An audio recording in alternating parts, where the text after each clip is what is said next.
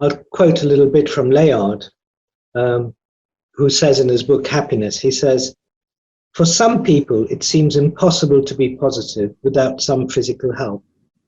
Until 50 years ago, there was no effective treatment for mental illness." So these two sentences really encapsulate all the difficulties with the CBT thesis. The first is the supposition that we should be happy. And the second is that if we're not happy, it is because we're suffering from a mental illness. And what follows from that is that the solution, the cure for this mental illness is CBT. Hello, and welcome to another in our Human Givens podcast series. Today, we're listening in on a fascinating conversation between Ivan Tyrrell, who's co-founder of the Human Givens approach and director of Human Givens College, and Farhad Dalal, who is a UK-based psychotherapist and author. Farhad's book, which is called CBT, The Cognitive Behavioural Tsunami, Managerialism, Politics and the Corruptions of Science, is a robust, detailed and psychologically sophisticated critique of the frightening place where modern managerialism, regulation and compliance have taken us. And as one reviewer wrote, is a masterful analysis of the hidden forces, delusions and tyrannies which corrupt and toxify science. In this podcast, we invite you to listen to two independent minds, Ivan Tyrrell and Farhad Dalal, quietly discussing the CBT tsunami.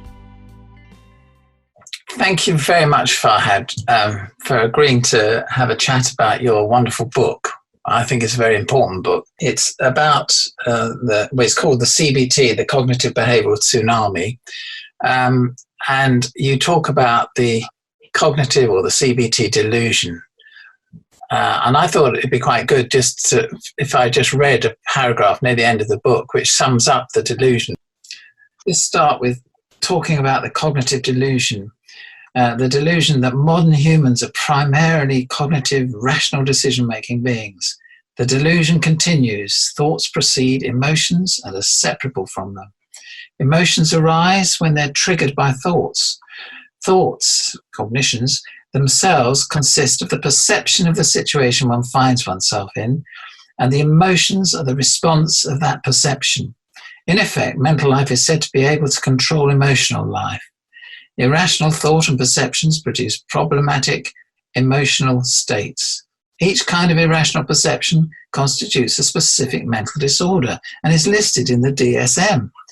Each of the irrational perceptions and cognitions can be corrected by a specific CBT treatment. Once corrected, once cognition matches reality, then the emotional life falls into line and the person is in recovery. This is readily achievable in anything between 6 and 20 sessions. Here endeth the delusion. I thought that was a wonderful paragraph, beautifully written. And I'd really like to discuss all sorts of things to do with managerialism and the way managers now get paid much more than people doing the actual work and all that sort of thing. Because I think this is one of the greatest scandals of the NHS, and just about every organisation is target obsession disorder.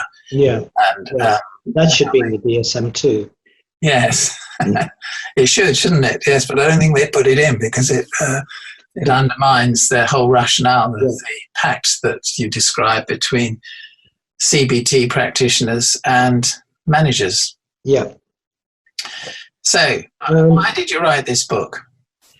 Well, I wasn't really looking to write this book, but as I was just looking a little bit into CBT whilst I was writing something else. And what I came across was, so incensed me essentially, and to discover that the great new therapy was essentially built on fake news. So maybe I can tell you about one of the triggers for the book before the book was even an idea, which is we attended here locally a conference on happiness, which Layard was a part of, on the science of happiness. And when we came to the conference, when we arrived, we were greeted with people holding placards saying, "Get free hugs here." And through the conference, it turned out that the science of happiness had discovered that happy people tended to have more physical contact than others. And so this was reverse engineered to decree that one could make oneself happier by hugging others. So even strangers.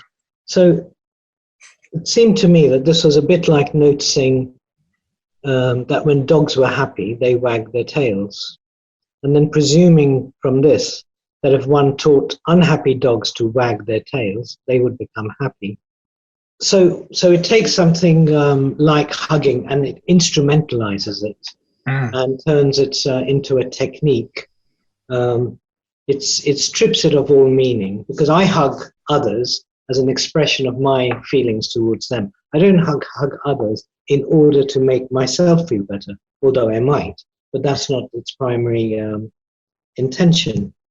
I'll quote a little bit from Layard, who says in his book Happiness, he says, "For some people, it seems impossible to be positive without some physical help. Until 50 years ago, there was no effective treatment for mental illness." So these two sentences really encapsulate all the difficulties with the CBT thesis. The first is the supposition that we should be happy. And the second is that if we're not happy, it is because we're suffering from a mental illness. And what follows from that is that the solution, the cure for this mental illness is CBT. Yeah. Well, I think that's very interesting, and the fact that they reduce or try to reduce. This is something I'd like you to comment on. Human feelings to numbers, and therefore making it scientific when it isn't scientific. You know, there's no way that you can do that. And that gives them the excuse of saying this is evidence-based. Yeah. And this is something that all good therapists face a problem with. It. They say, is this evidence-based, what you're doing? We've faced, and we say, well, you can actually see what's happening. And that is evidence, it's radical truth, you can see it. And that means if you've got things reduced to numbers and targets, you need managers. Yeah. And then you end up with managerialism, as you talk about in great, beautiful, well-written critique. So the thing that makes it scientific is rather than just ask you, how are you, or are you feeling a bit down? If I ask you, on a scale of 1 to 10, tell me how depressed you are, because you answer with a number, that gives the impression that this subjective state is now an objective measure. Yeah. But you've just given me, you could say I'm very, very, very depressed. You could say number 8. But the second one is construed as scientific, and the first one as just ordinary conversation.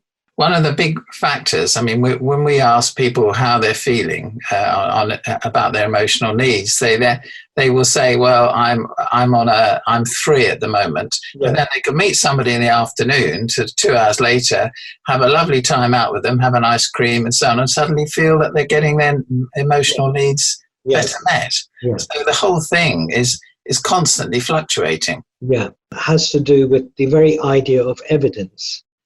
Because it's not evidence per se. Evidence isn't a self-evident category.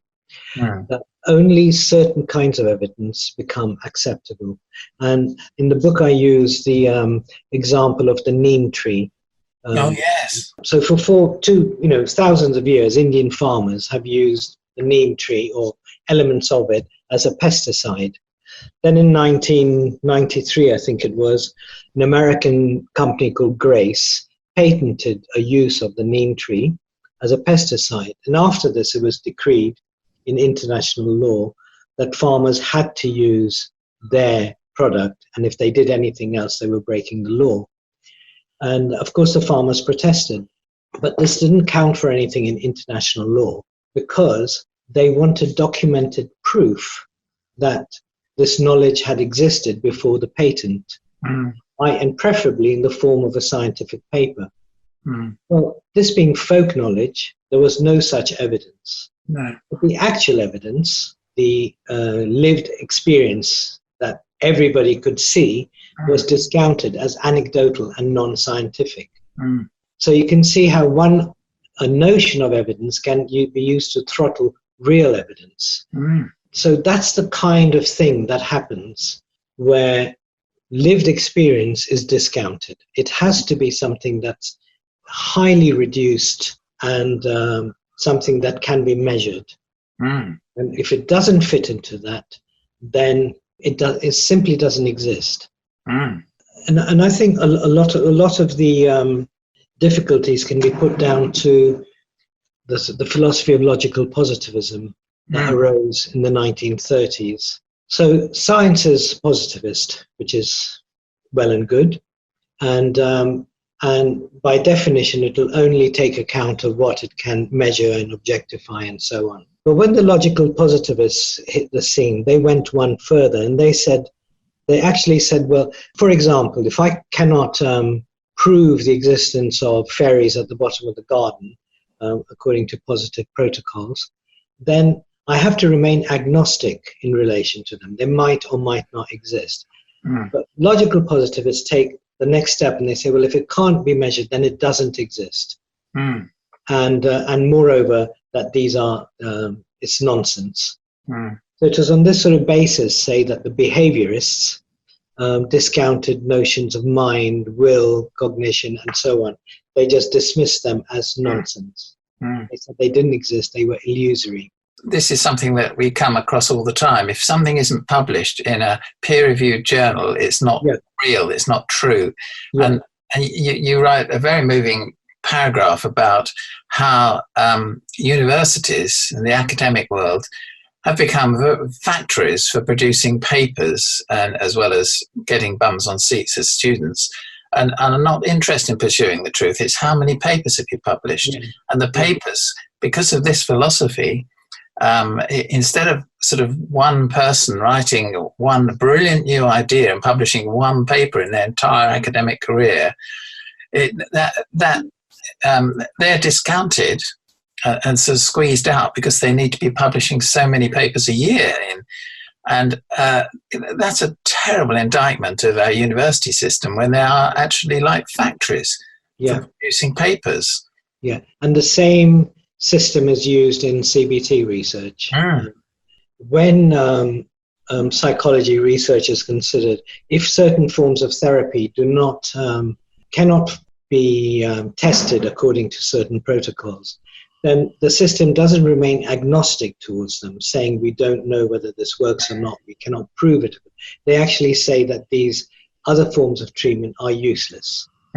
So they take this extra step, which is highly, highly problematic. That certainly happened to the approach we take to dealing with trauma. And I mean, you can look at other things like storytelling. You know, storytelling has healed people for thousands of years, literally changed the patterns in their brain of the listeners so that they can see their way around difficulties. And that is an ancient art. But you can't put numbers to it, so it doesn't get researched. Well, you could say psychotherapy is story building. Yeah, it is. You build, and then it becomes a school, and it's called narrative therapy and so on, and then it becomes rigidified. But in principle, that's what we're doing, aren't we? Yeah. We're making links and stories out of history. We're sort of enriching the patterns in people's brains with stories. And any good therapy will be doing that, whether it's using physical experiences or metaphorical experiences, you know, in stories and metaphors, which are sort of central to good therapy. You know, you can't really be a therapist unless you're a storyteller. Well, if they did do it, it becomes a bit like marking an English essay these days. You know, you have to show an example of this. You have to show. Again, it will become so reductive. It will stop being a story, it will stop having flow. Without flow, you cannot have a story. I know. And the thing about a story that helps somebody is that it can pop into the head of the therapist from nowhere. You know, it's not something they've learned. It just pops in, and and there's almost like a telepathic communication between the therapist and the person that they're talking to, and it works seamlessly. I've done this myself with people, and it's wonderful, and people have been doing that for certainly hundreds of years, if not thousands of years. But again, because it's not repeatable in exactly the same way, there's no sort of list where you can tick things off in boxes to prove it. It doesn't get counted as evidence. I mean, what is really interesting to me about CBT is its tyrannical hold on government money and funding, and which is the big scandal. And I don't know if you'd like to talk a bit about how Layard and his colleagues got the whole thing stitched up. So Layard and Lord Layard, as he's now called, Richard Layard, is an economist. And he's an economist. He was at the LSE, and his primary interests were unemployment. He was into the sort of happiness, faith, and most importantly, was part of the Labour Party elite. He was, he knew Blair and Brown and so on and so forth. Anyway, he had a chance meeting with somebody called David Clarke, who was high up in the CBT world. And very quickly, the two of them realized that by joining forces, they could foster the interests of each. For Layard, it was the happiness agenda. And for Clarke, it was to proselytize CBT to the nation. And so they came together and they wrote a very powerful manifesto in 2006 called The Depression Report, a new deal for anxiety and depression disorders. And so what they argued was that the unemployed were unemployed because they suffered from mental illnesses like anxiety and depression, and this prevented them working. And they made no reference to the job market, the economy, and so on. These people weren't working because they were suffering from a mental disorder.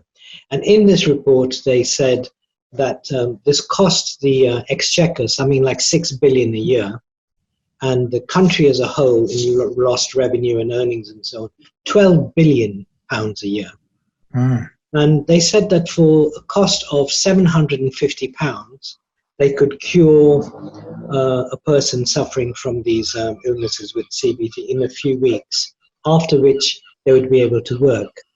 And he says even if they went back to work 1 month earlier, this would actually bring money into the bank. The economy would save money. So this would be a treatment that would really end up costing the country nothing, and in fact benefiting the country. So when somebody goes back to work, the benefits bill goes down and the tax income goes up.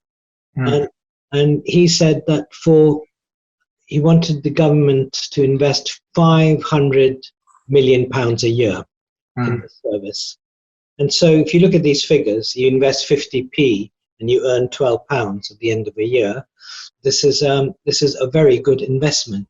So it was on the basis of this, I think, that this treatment was taken up by the then Labour government, because essentially it was seen as a money-making venture.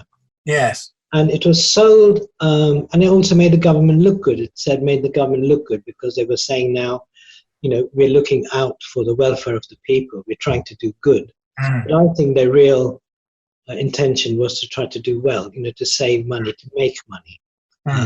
Get all these people back into work and we'll make money. And indeed, more recently, in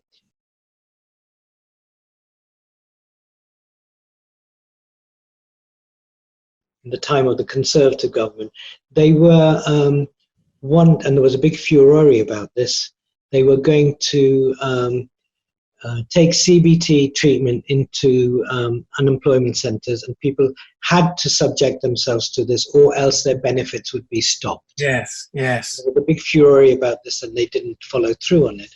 But it is the promise that was made at CBT's launch. So it fits with the way it started. It's very interesting and very revealing about how easy it is to con politicians if you have something that appears to make money, appears to be doing good, and can be presented in such a way that puts them in a good light. Yeah. They will give millions and millions and millions of pounds to these people of our money. Yeah. But the actual reality of CBT is that the research into it has been totally discredited by yourself and others who've actually looked at the results of what they publish as proof of the effectiveness of CBT. Would you like to talk a bit about that? Okay. Perhaps we should just say what CBT treatment is. Yeah, that's good. So let's start there. So CBT says that events take place in the world. We interpret it through something called cognition, after which we have an emotional response. And what CBT presumes is that the problem in this whole scenario is cognition. So two people experience the same event differently. You get depressed and I cope with it. So what's wrong is that something's up with your cognition. So CBT treatment tries to train you to have different kinds of thoughts so that you will have different sorts of feelings. Essentially, I think that's what it boils down to. Second way of CBT. So it's a sort of control. It's learning to control your inner life. And indeed, Layard says exactly that, and I quote him here. He says, human beings have largely conquered nature, but they have still to conquer themselves. And in another place he says, the inner life determines how we react to life. So how can we gain control over our inner life? So the whole idea is control. Then they fashion these treatment packages, which will be, we'll do X, we'll do Y, we'll do Z, and so on and so forth. But the treatment packages themselves are not tested. They're sort of, they become a given. It's the hypotheses behind those are not tested. In effect, they're articles of faith. So these treatments are now tested in the usual way, put through some trial. But unlike medical trials, the numbers of people in these so-called trials are minuscule. 20 people, 50 people, 100 people, and so on and so forth. So some are given the treatment, and some are they call it TAU, treatment as usual. They're just against doing nothing. So treatment versus doing nothing. They proclaim this to be a randomized controlled trial. It is not at all. It is not a randomized controlled trial because everybody knows whether they're getting a treatment or not. It's very clear. So here's a piece of research which they ignore.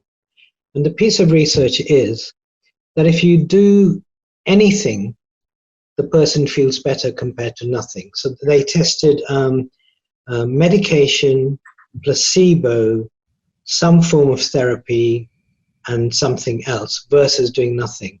All those who received something did more or less, did better than those who received nothing. So what this says is that every trial you do will come out in favor, more positively towards the treatment, because that is how we are as human beings. So that's one thing. Then the pharmaceutical industry, meanwhile, in bed with the regulators, they've over the years, the decades, they've lowered the standards significantly. And somebody like Goldacre writes about that in Bad Pharma. There's a book called Cracked. Anyway, lots of people talk about how the pharmaceutical industry has corrupted research practice. So one of the norms now is that a trial has to just demonstrate something called statistical significance for it to be considered to be given a license by NICE, the regulatory body called NICE. and it requires just 2 trials to show statistical significance. Because with 2 trials, then apparently you've shown repeatability. However, it is also the norm that there can be any number of trials. They might do 20 trials before they stumble across 2 that are that show statistical significance. This is what they use, and they're trying to change the system, but it is not really changing. The negative trials are just not published, or they tend to be written up in ways that make it look like the outcomes are positive. And then what happens is that later on, even when, and it's happened several times, the negative trials have been discovered, 2 positive trials, 8 negative trials, the medication still continues to be licensed. And that's what the regulatory authorities say. We're only interested in the fact that there were 2 positive results. So that is the corrupt system that is being employed by CBT.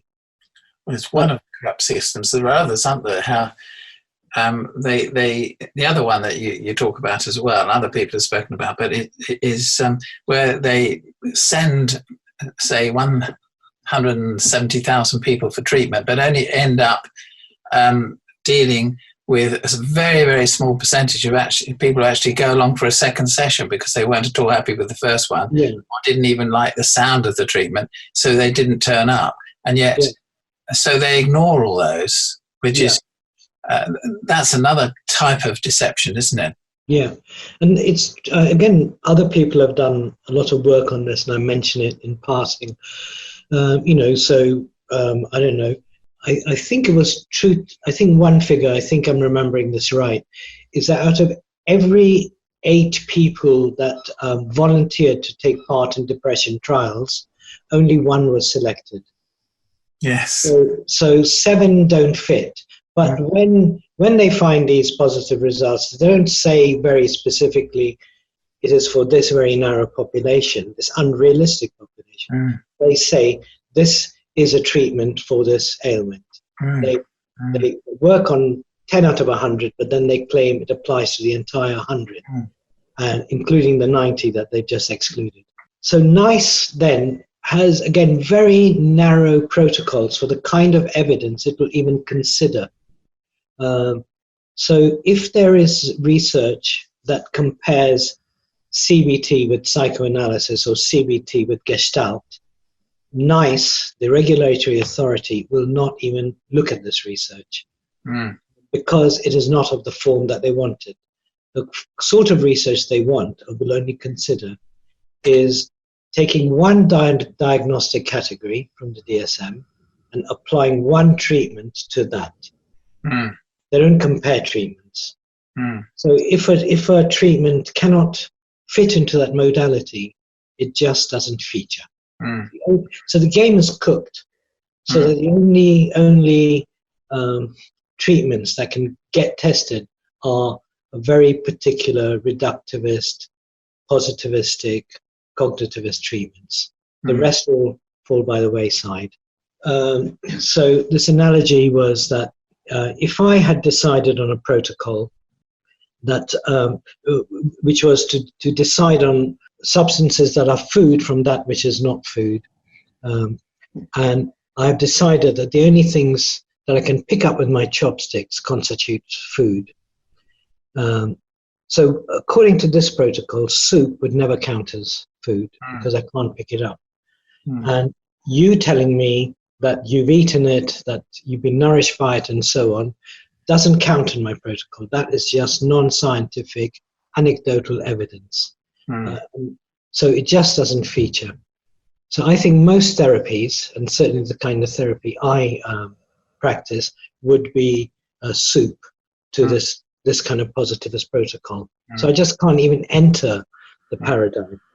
But there are people who are trying to, particularly some of the psychodynamic schools, they try to enter the paradigm.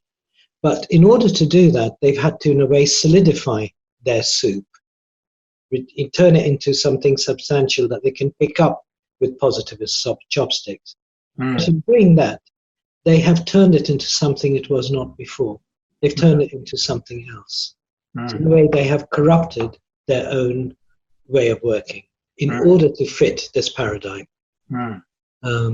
So, you know, there are certain forms of therapy they're getting, but that is how they come to feature, you know, interpersonal therapy, as it's called, and so on.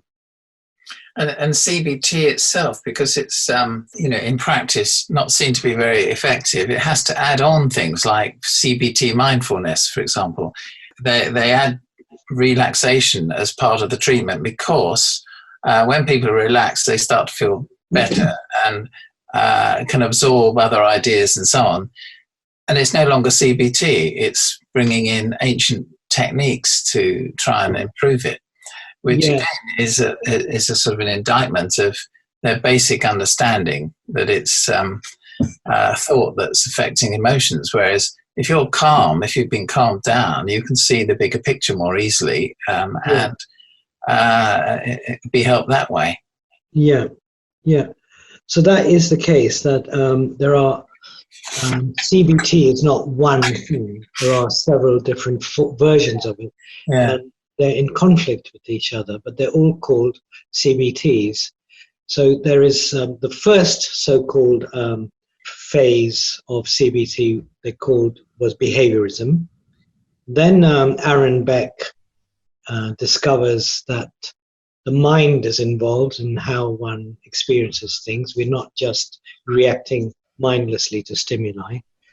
So that is when cognitivism gets bolted onto behaviorism, and we have the second phase of CBT, and that's the thought control one. The ethos of this third wave is of acceptance. So they promote things like compassion, acceptance, mindfulness, and so on, whereas the second wave is that of control. They're both called CBT. And what makes them CBT, I think, is that they are tested in a certain way, that they're allowed to be, that they can be manualized, and it is helpful if they have the term cognitive in it somewhere, in the name of it. So very different things get put into the same bucket. One form of treatment, or the ethos of it, contradicts the basis of another one, but they all carry on. It's very strange the way that's happened and how it's squeezed out other approaches to therapy, and quite distressing for those of us trying to do more effective therapy in other ways. You've talked a bit about how the CBT narrative is a political one, but it is a political one, isn't it? It's I find that really disturbing in a sense, because you've got these elements of control and acceptance. In other words, the fact that you've lost your job and you're behind with a mortgage and all those things are not really brought into the equation, you know, why you're worrying, you know, which is making you anxious and then producing, you know, these depressed symptoms. And that really suits politicians, doesn't it? Because they're not to blame. It's your thinking that's wrong, not us. And this is where, I mean, I think it's no coincidence CBTs come to flourish in the time of neoliberalism, because it's exactly that, you know. So the neoliberalists argue for privatization, so our health services being sold off. They argue for the bottom line and efficiency. So they say, you know, if you leave institutions alone, the weak will go to the wall, the most efficient will survive, and a social Darwinism. And so, you know, then they outsource things, quality, the sort of quality of service is reduced, people become made redundant, you know, the usual sorts of things where factories are shut down in Manchester and they move to China. So people get anxious, depressed, distressed, very understandably. They become unemployed, but none of that features in the narrative. The narrative says, it's unfortunate, you know, if only they tried harder, they would get into employment. What's his name said once famously, you know, get on your bike. Get on your bike and find a job. So research is habitually amplified. And one of the ways it's done is that the results are put out in ways that are relative rather than absolute. And to explain what I mean, I use the analogy of the lottery. So if I buy one lottery ticket, I have a chance of 1 in 14 million winning the lottery, something like that. Let's say I buy 2 tickets. I could say that I have doubled my chance of increasing the lottery, or increased my chances by 100%, which sounds quite impressive. That's the relative increase relative to the 1 ticket. If I buy 10, I'm increasing by 1,000%, but only relative to that 1 ticket.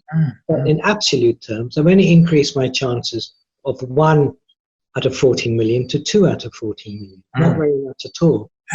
So one of the ways researchers publish is that they use the relative figure, not the absolute one.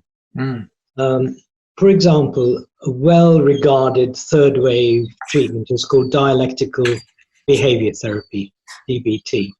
So within 10 years of its introduction, there were over 25 data-driven scientific papers that were published in support of this treatment. So it looked very, very promising. But then a researcher called Scheel, I think it was Scheel, discovered that each and every one of these 25 studies drew on data from the original study. And almost all of them were written by members of the original research group. Gosh. And the numbers, the sample size in the original research, there was, I think, about 24 in the DBT group and 22 in the control group. And all the sort of subsequent studies that drew on that, they took smaller and smaller fractions of people, and they were down to 13 or fewer members. So all that research that looked so fantastic that was published on DBT is based on that sort of sample size. That shows, well, throws a light anyway. It does, and it parallels what happened with the development of antidepressant drugs, doesn't it? Where it's exactly the same sort of thing.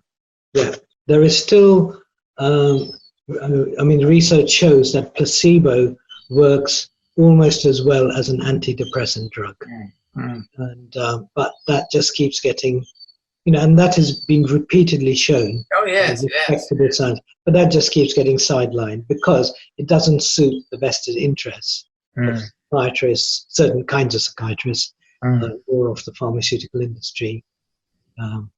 The vested interests supporting CBT, I would say, include university psychology departments, anyone in management involved with human resources and welfare and all that sort of thing, and the political parties that want to say, like Theresa May did recently, her legacy will be in putting more money into mental health, which means CBT. So, in fact, it's more of our money being wasted. So the vested interests are equally as powerful as the pharmaceutical industry's vested interests, which is they are all vested interests, and that's why I call it a tsunami. Yeah, they all come together to produce this sort of very powerful, irresistible force. And the other body to add to it is this body of clinical psychology. They too, wanted to, in the 20th century, wanted to be viewed as a respectable scientific discipline, like the psychiatrists before them. So in order to be scientific, they had to do things that were apparently measurable. And the treatment package called CBT suited their project. And so I think, not all clinical psychologists do this, of course, many abhor this, but the mainstream clinical psychology takes up and fosters CBT in order to enhance their own prestige, the scientific community. And to get funding. So in that way, both clinical psychology prospers, as does CBT. They both come to prosper. You talk about the corruptions of science, and you talk about amplification. overgeneralizing. I suppose that's an extension of amplification, objectification, and subjectivity. I thought all that. I thought every piece you wrote about all those different types of corruption were absolutely fascinating, and I would urge anybody to read your book, because it's such clear thinking about these issues. It's just the way figures are spun. So, for example, there was a researcher called Sterling, and he looked, I think it was 1959 or something like that. He looked at all the psychology research published and treatments, and almost all of them were found to be effective. According to they were all statistically significant, which is this P figure. P should be less than 0.5. And he says that's remarkable, that it must be that something called P hacking is taking place, i.e. calculations are being done in ways that make, and it's always possible to do calculations that demonstrate that your outcomes are P less than 0.5. Yes, you tell a story about somebody who was disappointed in the results of his research, and he got talking to one of these P hackers and said, we can make that turn into whatever you want it to, and that's a terrible thing, it's not science.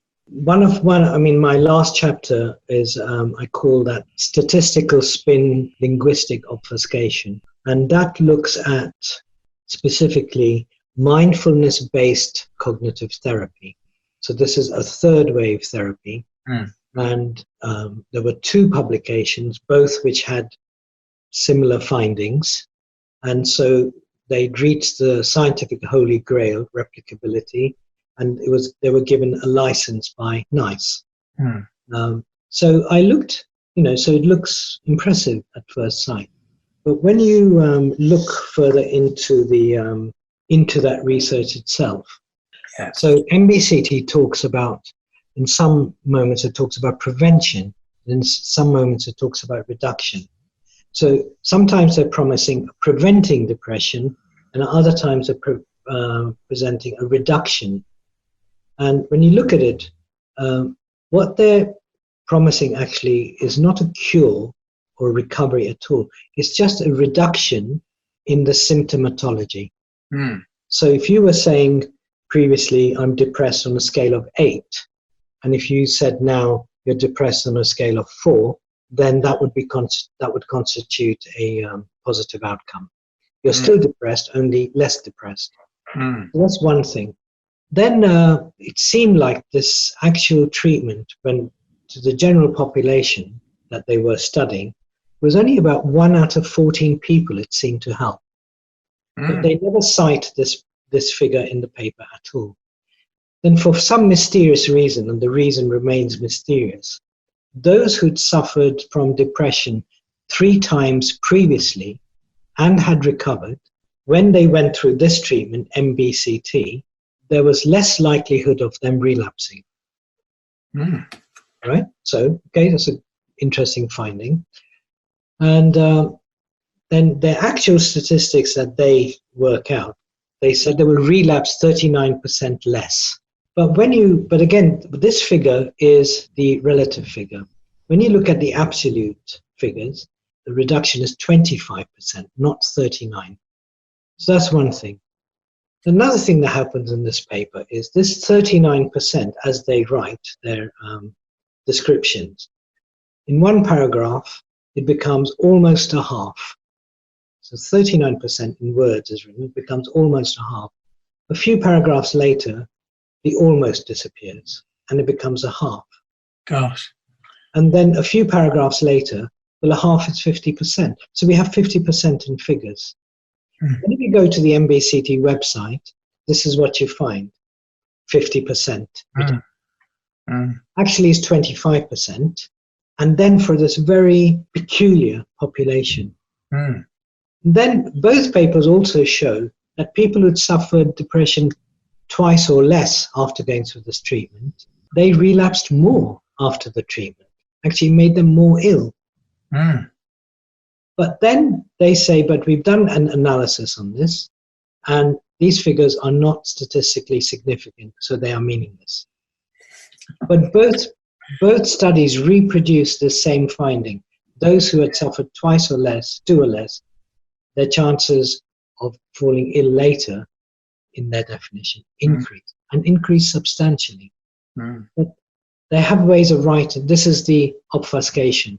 It is. I mean, it's astonishing that goes on. I mean, there was the book written, I don't know if you call it, it's called The Buddha Pill, if you read it. No.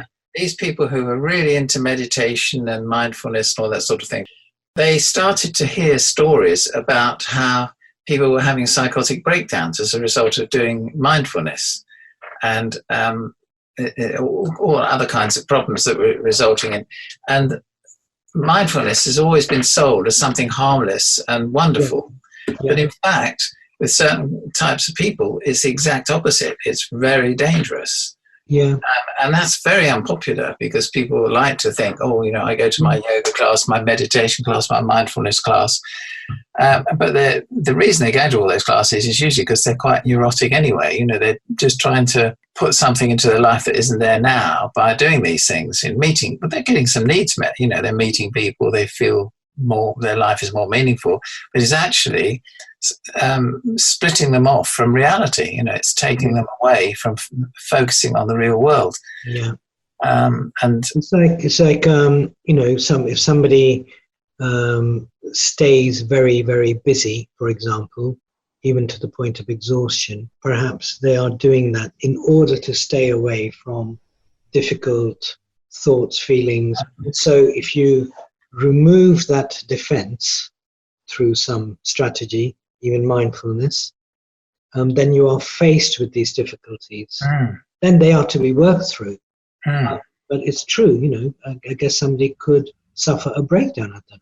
I thought your book was absolutely wonderful. I couldn't put it down. Anyone who just looks at the index, you've got some fantastic reviews, Farhad, for example, from Robert Whittaker, author of Mad in America, and from Sami Tamimi, who works for the Lincolnshire Partnership Foundation and NHS Trust, and many others, Rex Hay. But I just think that the titles, Once Upon a Time in the West, Physics Envy, the Neem Tree, which you talked about.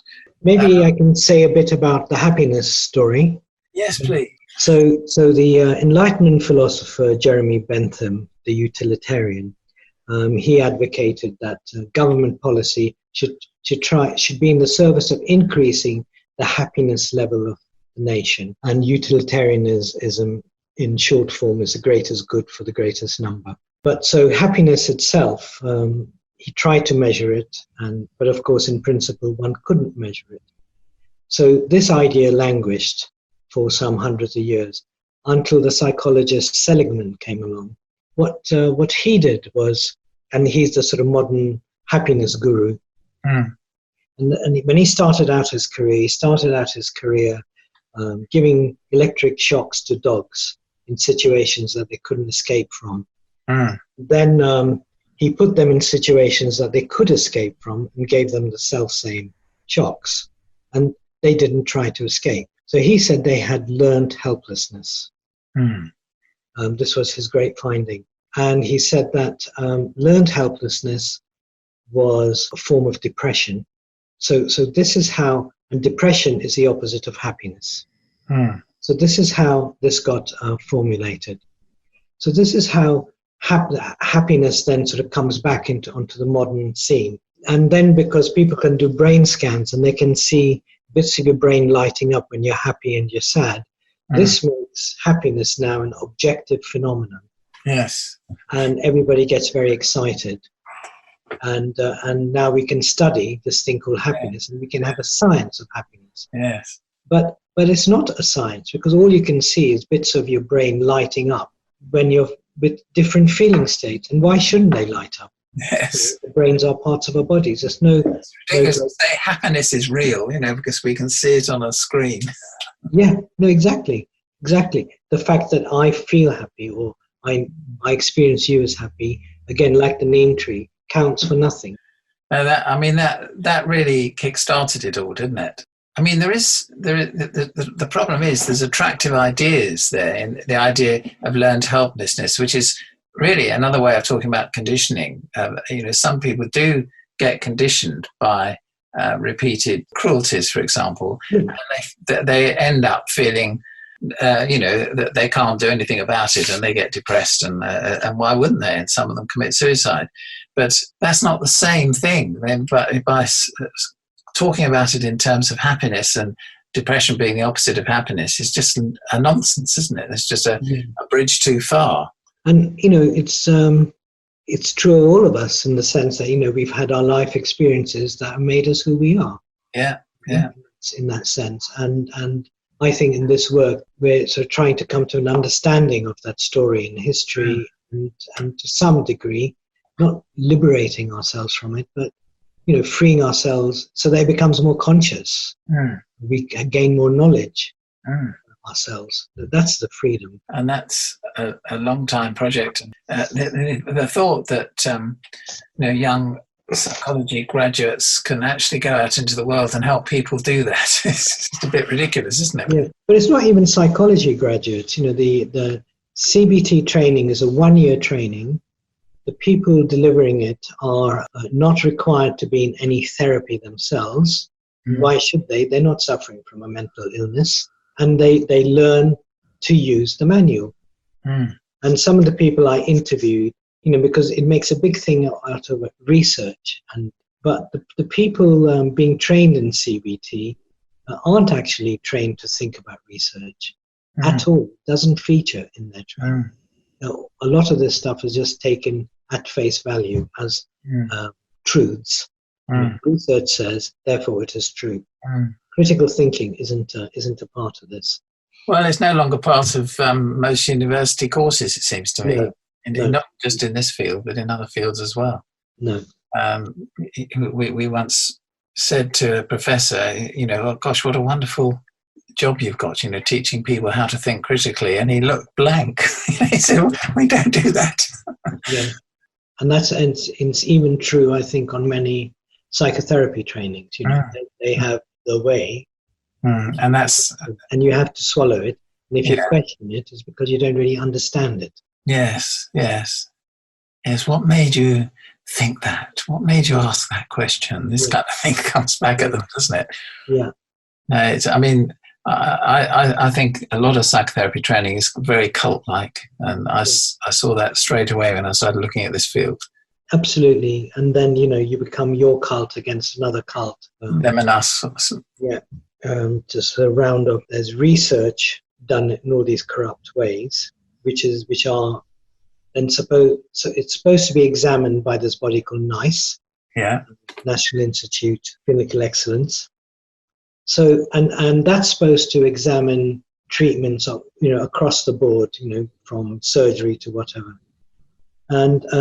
And what they do is that they develop a guidance development group that's supposed to look at all the evidence and then deliver advice on that basis. And that's interesting. It's supposed to be advice, but actually turns into law. But so in psychology, the guidance development groups are primarily made up of clinical psychologists and others from a positivist background. So they are going to favor treatments and evidence of that certain kind. Psychotherapists hardly or don't feature in these development groups. So these people then write their advice. In effect, they're advising the legislators. The legislators read this advice, and on this basis, they create policies that decree that it's the cognitivists that are best placed to deliver these kinds of treatments. So this is a bit like poachers writing rules of good practice for gamekeepers. Rules that favor the poachers. So the whole game is cooked. And like I was mentioning earlier about that there have to be just 2 studies that show statistical significance for treatment to be validated. So NICE is a very biased body. Then the whole thing becomes reinforced that insurance companies say we will only fund NICE validated therapies. So that gives another impetus to the tsunami. Then it's the body called IAFT, Increasing Access to Psychological Therapies, that is given the task of bringing this great therapy to the general population. And this body is seriously underfunded, even in its own terms, for what it does. But nevertheless, it too manages to produce statistics that show that it's delivering the service and people are getting better. But it does this by manipulating statistics. So one example of this is that somebody who's received CBT and they've been pronounced cured in some way or recovered, a few months later, if they come back into the service having, quotes, relapsed, they have to be seen by another therapist, not the one that they saw originally. Because by this means, it's actually a follow-up treatment, isn't it? Statistically, it is made to look like a new treatment. Ah, yes. And now the statistics will show that 2 people have been seen once and 2 people have been cured rather than 1 person twice, and that the treatment has failed. So this is one kind of way. Another shocking norm is that if a person comes for just 2 treatment sessions and then doesn't come back for their remaining 18 or 10 or whatever it is, if they just attend 2, then that is counted as a completed treatment. Even if the person has walked away because they can't stand the therapist or the ridiculous way of dealing with it. And it says so in their, in sort of government documents. It says this, including death. So they don't come back, including death. It counts as a completed treatment and as a success. Goodness me. So if someone commits suicide and that's completed treatment. Yep, that would be completed treatment because they came from it. And especially if in the second treatment their scores showed, an improvement compared to the first one. And that is a successful completed treatment. So anyway, there's a lot of chicanery. Yeah, masses. And this is what I call sort of hyper-rationalism, where it's the numbers that trump reality. Numbers trump experience. Only the countable is allowed to count. And this hyper-rationality is infecting everything, isn't it now? I mean, it's going in all aspects of political policies to do with transport, education. Yeah, they look at, according to government figures, homelessness is under control. Homelessness is going down. But according to others, as I think the last figure I saw was something like 50,000 homeless and rising. But the government's had a figure of something like 3,000 or 2,000 across the nation. But numbers. The figures, lies, damned lies and statistics, as they say. But because it's a number, it's alleged to be objective. Unlike my experience of walking from Charing Cross to seeing all the people in doorways. Yeah, I know that doesn't count. When a therapist who's a good therapist and gets, does good work, doesn't matter what type of therapy really, they go to but it's not CBT, and they go to their GP, and their GP says, this week I just give people has to have CBT for their depression or their anxiety disorder or whatever. What could therapists do about that? I mean, is there any way to survive the tsunami, as it were, or fight back? Well, the whole system is corrupt, isn't it? Yeah, I know. So when it's systemic at such a deep level. It is. I mean, that's something they have always having articles about some depressed celebrity or someone who's an addict, pop star or something, and they always say, the journalists always say, CBT is the answer to this, and they've been indoctrinated with it. Yeah, so it's sort of a self-reinforcing rhetoric, isn't it? Yeah, it is. I'd like to end on a positive note there. There must be something that we can do about this. I suppose this book is one attempt to do something about it, and thank you for your appreciation.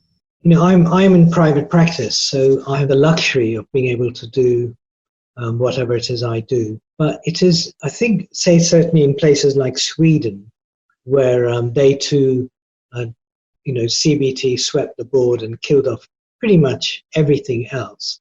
Slowly, the chickens are coming home to roost. Yeah, they started doing outcome research, didn't they, and found that it hadn't made any difference to the depression and so on. Yeah. But in the process, but a lot of good therapy that existed before has all just been killed off. So this weed now dominates the field.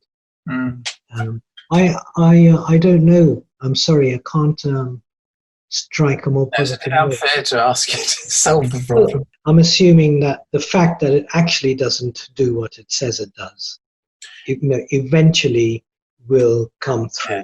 And I think so. And like you mentioned earlier, people have common sense and they can see it, and that's why a lot of people don't go along. They're sent off to a CBT person. They may go once and they say, well, that doesn't deal with my the fact I can't pay the mortgage because I've been made. Well, what's that got to do with anything?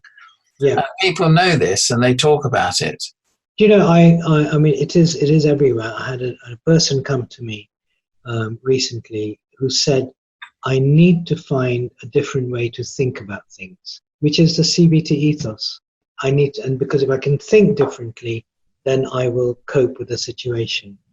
So it's trying to teach people to be happy in unhappy circumstances. And it's in schools, you see, now. Yeah. That's that whole philosophy. And you can choose, according to this philosophy, you can choose what to think. And what to feel, yeah. And therefore what to feel. You can choose. Thank you so much to Farhad and Ivan for sharing their knowledge and thoughts on this situation. Farhad's book is available to listeners at a discounted rate through the link provided on this podcast page. Many thanks for listening. Please do share this and our other podcasts with anyone you think will benefit from listening. Bye for now.